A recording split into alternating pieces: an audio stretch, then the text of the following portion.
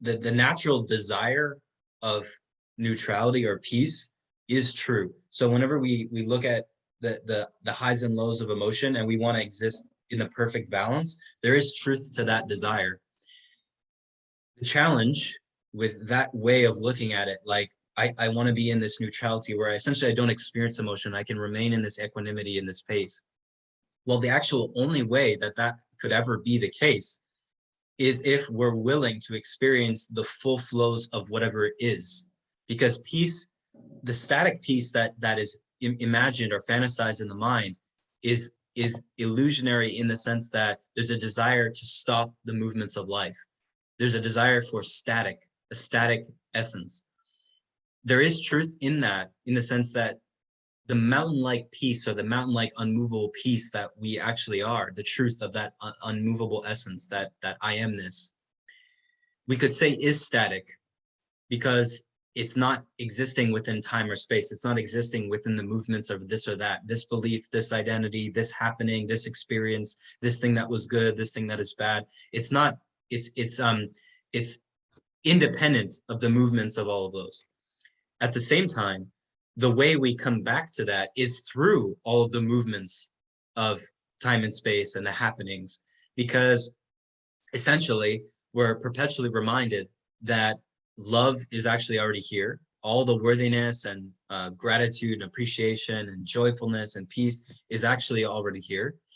And if it's already here, meaning it's here and here and here and here and here and here, then that means no matter what part of the wave that I could ever be on, whether it's an emotion that comes out of nowhere that I never thought I could feel again, or some joy that I would like to attach to and hold on to, that same here-ness is always here.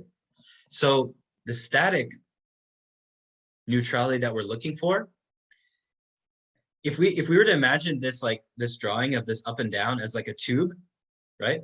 So let's turn that, so the tube is like this, right? It's like a tube going up and down. If we were to change that, turn that tube and look at it this way, well, it's actually the same static thing that we're looking for, because we're right in the middle, right? We're right in the middle of that tube, and we're going up with the wave, down the wave, but we're actually still in the middle. So that static neutrality that we've looked for is actually the same.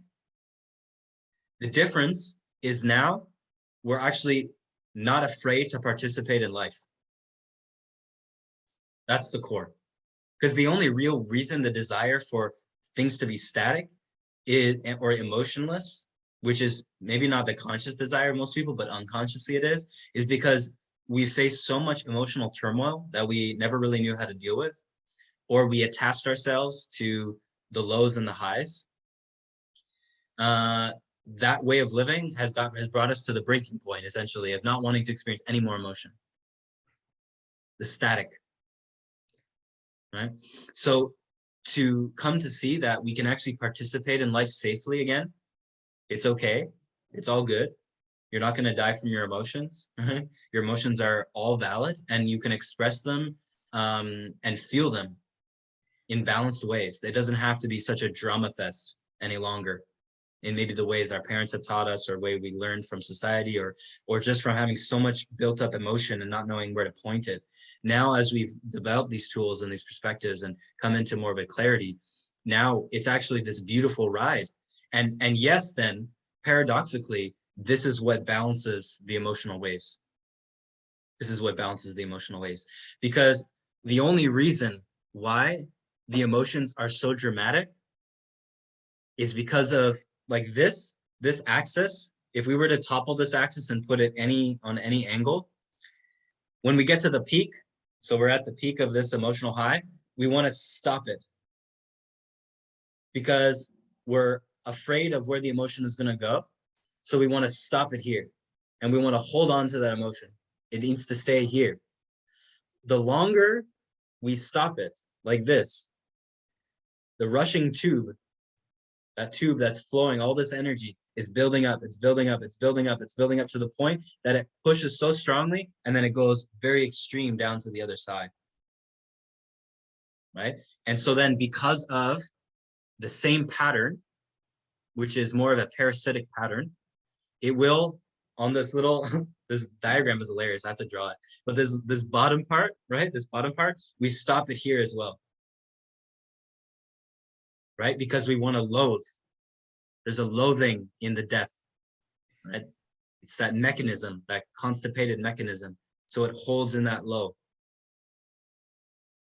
right? So then what happens? Builds up, builds up, builds up, builds up, builds up. And then we want to shoot up into the high again. This is the danger of that type of perspective, of thinking emotionlessly, like thinking that, we can somehow stop the movements of these energies. It's impossible. So instead of playing this game where we're trying to stop it at every little creak in the tube, we're actually we're riding the tube.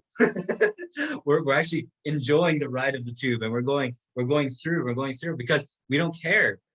The tube, it doesn't matter how it's appearing. We're still in the middle of the tube. So it doesn't matter if the tube is up or the tube is low. We're in the middle of the tube. It doesn't change our experience of it, right? This is how I've described how I've experienced much of like sadness and anger and things over the past few years, where it's like you're experiencing joy and sadness at the same time. You're crying in joy, but you're also sad. And it's the most beautiful thing. More and more that becomes the case, where all the things start to happen simultaneously, and that's where we actually can envelop a deeper responsibility for life,